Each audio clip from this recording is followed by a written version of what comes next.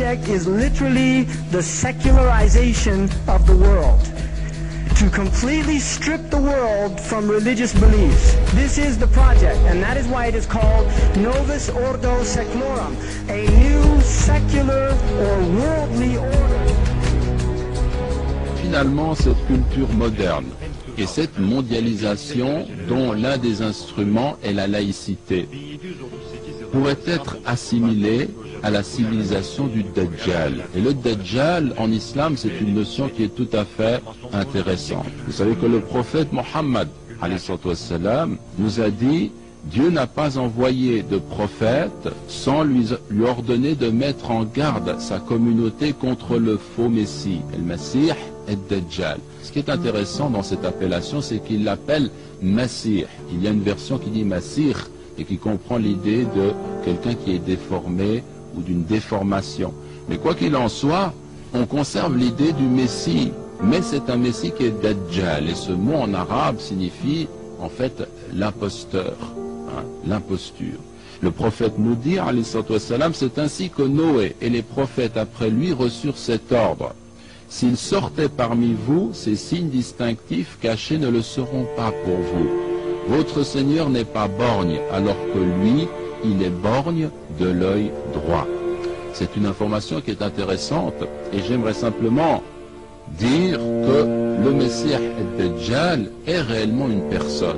On ne doit pas en douter. Mais cette personne, elle ne va pas tomber comme ça, arriver de cette façon-là. Il y a une civilisation qui prépare en quelque sorte sa venue. Et pour le montrer, j'aimerais vous lire un passage tiré d'un livre de Mohammed Assad, Le chemin de la Mecque, qui est un ouvrage remarquable où Leopold Weiss, qui est un journaliste juif, montre et trace son histoire, le chemin qui l'a conduit à l'islam, et il a pris finalement le nom de Mohammed Assad. Et il nous cite un passage où il se retrouve avec un bédouin et avec un cheikh où il parle de ce thème. Vraiment, ô frère, demande le jeune bédouin avec vivacité, est-ce vrai que tu as été toi-même un Faranji? Donc c'est un terme européen, c'est-à-dire un Européen, car les Faranji sont à l'origine les Francs des croisades. Je fais un signe affirmatif et il murmure. Dieu soit loué, Dieu soit loué. Il guide qui il veut sur la voie droite. Dis-moi frère, pourquoi les Faranjis se préoccupent-ils si peu de Dieu? C'est une longue histoire, lui dis-je, et cela ne peut pas s'expliquer en quelques mots. Tout ce que je peux te dire maintenant est que le trompeur et que le monde des Faranji est devenu le monde du Dajjal, le brillant, le trompeur. As-tu déjà entendu parler de la prédiction de notre saint prophète selon laquelle dans les derniers temps, la plupart des habitants du monde suivront le Dajjal, croyant qu'il est Dieu? Alors qu'il me regarde d'un air interrogateur, j'expose avec l'approbation visible du cheikh Ibn Bulayhid la prophétie relative à l'apparition de cet être apocalyptique, le Dajjal, qui sera borgne, mais doué de pouvoirs mystérieux à lui concédés par Dieu. Il entendra de ses oreilles ce qui se dit aux coins les plus éloignés de la terre et verra de son œil unique des choses se produisant à des distances infinies. Il volera autour de la terre en quelques jours, amassera des trésors d'or et d'argent, qu'il fera soudainement surgir du sol, fera tomber la pluie et croître les plantes à son commandement, tuera et ramènera à la vie, de telle sorte que tous ceux dont la foi est faible croiront qu'il est Dieu lui-même et se prosterneront devant lui en adoration. Mais ceux dont la foi est forte liront ce qui est écrit sur son front en lettres de feu, négateur de Dieu, kafara, ou kafir. Et ils sauront ainsi qu'il n'est qu'une imposture destinée à mettre à l'épreuve la foi de l'homme. Mon ami, le bédouin, me regarde avec de grands yeux et murmure, je cherche refuge en Dieu. Je me retourne vers Ibn Bulayhid. Alors écoutez bien ce passage. Cette parabole, ô cheikh, n'est-elle pas une description adéquate de la civilisation technique moderne? Elle est borgne, ce qui signifie qu'elle ne voit qu'un aspect de la vie, le progrès matériel, et ignore son aspect spirituel. À l'aide de ces merveilles mécaniques, elle rend l'homme capable de voir et d'entendre bien au-delà de sa capacité naturelle et de couvrir des distances illimitées et des vitesses inconcevables. Ces moyens scientifiques peuvent faire tomber la pluie et croître les plantes, de même qu'ils découvrent des trésors insoupçonnés sous la surface du sol. Sa médecine rend la vie à ceux qui paraissent condamnés à mort, alors que ces guerres, avec leurs horreurs scientifiques, détruisent la vie. Et son développement matériel est si puissant et si éblouissant que ceux dont la foi est faible se mettent à croire qu'il y a une divinité en elle. Mais ceux qui ont gardé la conscience de leur Créateur reconnaissent clairement que l'adoration du Dajjal équivaut à la négation de Dieu.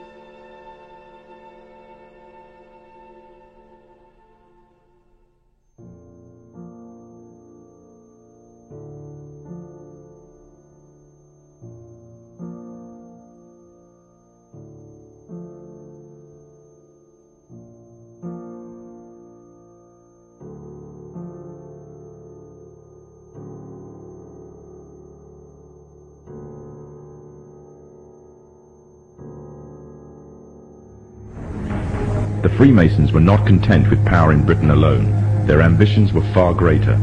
In the years to come, the world would witness Europe and America being plagued by wars and revolutions, each more devastating than the other. However, these would not be as commonly believed, the spontaneous effects of a downtrodden people, but in fact schemes created by the exclusive few, driven by hunger for absolute power. All this would take place from the very country from which they had fled centuries earlier, and would come with a base for their global domination. In 18th century France, the majority of the population was very poor, whilst the aristocracy and royalty lived a life of luxury and extravagance. There existed a wide gulf between the two classes. The Freemasons would use this to make the pledge for power, resulting in the biggest upheaval in French history. The Masons took advantage of the growing atmosphere of anger amongst the French and used it to achieve their own aims with a carefully planned propaganda war. They completely controlled the media system and used it to sway the tide of public opinion. The newspapers were geared into calling for the end of the monarchy and the establishment of a society based on liberty, equality and fraternity. The Masons' vast amounts of wealth were used to influence the political landscape of France. Politicians funded by the Masons promoted the Masonic ideology. The secret lodges of the Masons were open to members of the French army. High-ranking officers and generals were indoctrinated to the Freemasons' way of thinking. With the people, the politicians and the military of France under Masonic control, the Masons could finally strike.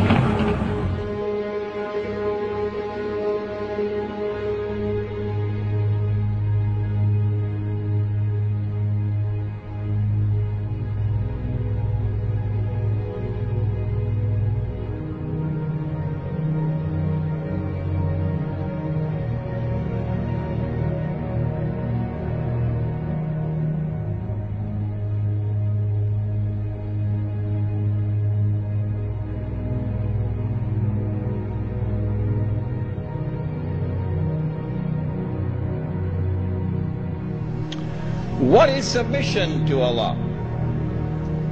Submission to Allah is submission to Allah as Al-Malik. And so Al-Malik is the sovereign. Now that's a word you'll understand. Sovereign. Lahul Mulk, sovereignty belongs to him. And so to submit to Allah in Islam is to submit to Allah as sovereign, who possesses sovereignty. To submit to anyone else as sovereign, to declare that anyone else possesses sovereignty, is to say goodbye to Allah. Did you hear that?